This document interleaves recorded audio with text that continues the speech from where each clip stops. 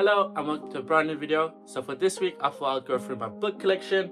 It's not a lot compared to other people on YouTube, like compared to theirs. They've got a full-fledged library. I just read here and there. So my reading experience is I go through phases. I kind of read a whole bunch in a period and then I just don't, and then I go back into it and I don't. So whilst I'm currently in my reading phase, I thought I'd just go through my collection. So yeah, let's get started. I'm gonna start off with the book that I've got the most of, so it's like a series, and that is the Twilight series. This is the Twilight saga. So we've got the black books. These are the ones that I've used to read. I'm currently reading this one. This one's Midnight Sun. So this is basically Twilight in Edward's perspective. So yeah, you can see this is Bella's perspective, this is Edward's perspective. You could kind of see the difference in thickness. So yeah, really enjoying it at the moment. I'm 6-7 chapters in. So we've got the standard black versions, then we've got these are also the Twilight books, but in the white edition. They are so simple, so clean. They're actually very nice to look at. Like, I don't use these to read. This is more like decorative because it's just so clean. As if that's not enough Twilight, I've got my sister's versions of the book. So this is the second edition when the movie was coming out, so like they're promoting the movie.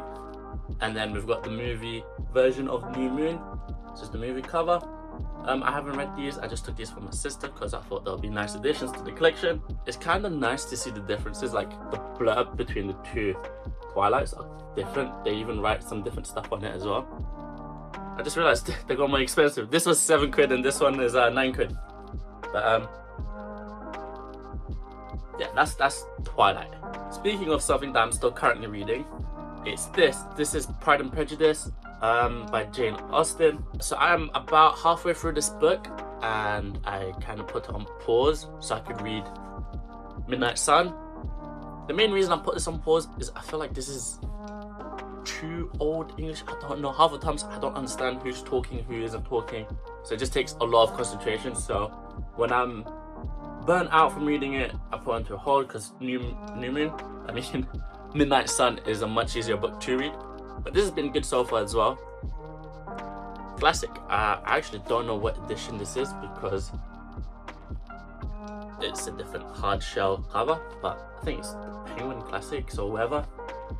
So yeah. Next, sticking on the theme of classic books, we've got this. This is The Picture of Dorian Gray by Oscar Wilde. This was a nice book to read as well. It's kind of old English as well, but not as complicated as Pride and Prejudice.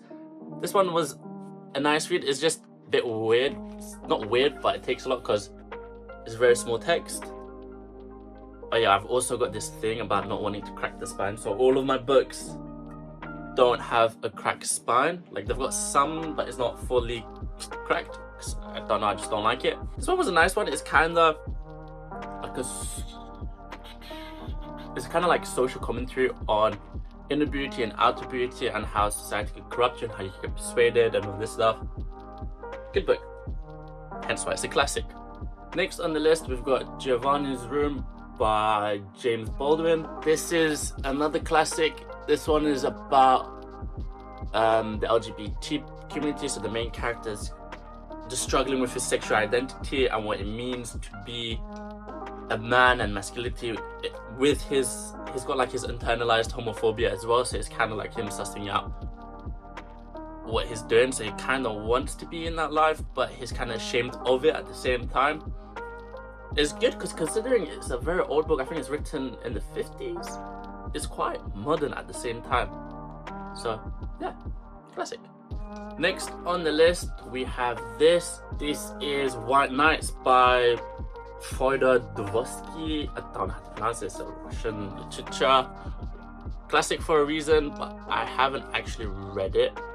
Again, this is another hard shell special edition. I haven't read it, but from what I know, it's a good short story.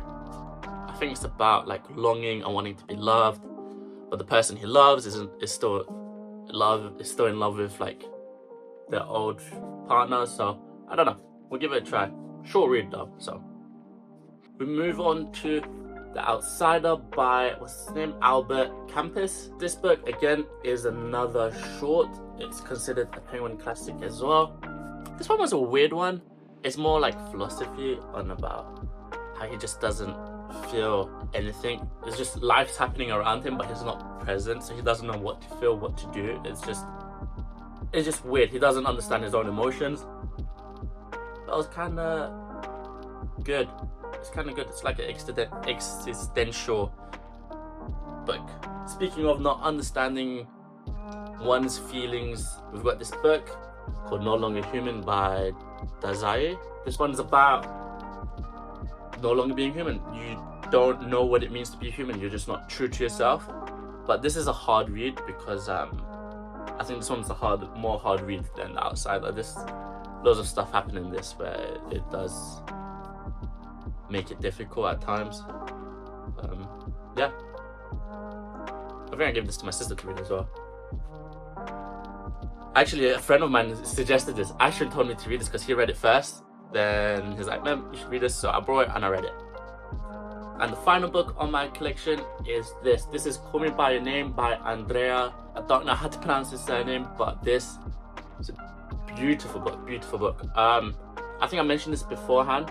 I think you should watch the movie before you read this because this is more intense, more in detail. And this whole thing is on Elio's perspective, so you understand the character's thought, because it can get difficult sometimes to understand who's talking, who's not talking. If you really enjoy the movie, read the book. This is kind of like the few times I say movie first, book second, because when it comes to these bad boys, I don't know why I picked these two, I just grabbed random, but when it comes to Twilight, I genuinely think the movies are quite poor. The books are way superior, way better.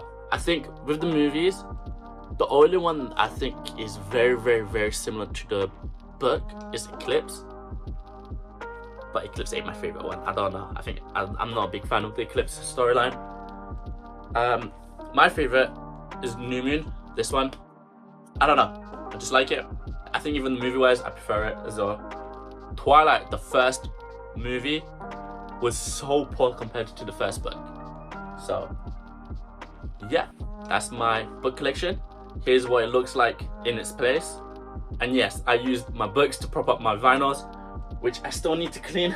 I think at this point I might just show the collection rather than cleaning it, because I don't know when I'm gonna get around to that. So yeah, I need to put these books back into its place because my vinyls are ticked. So yeah, that's it. Thank you so much for watching and I'll see you soon. Bye bye.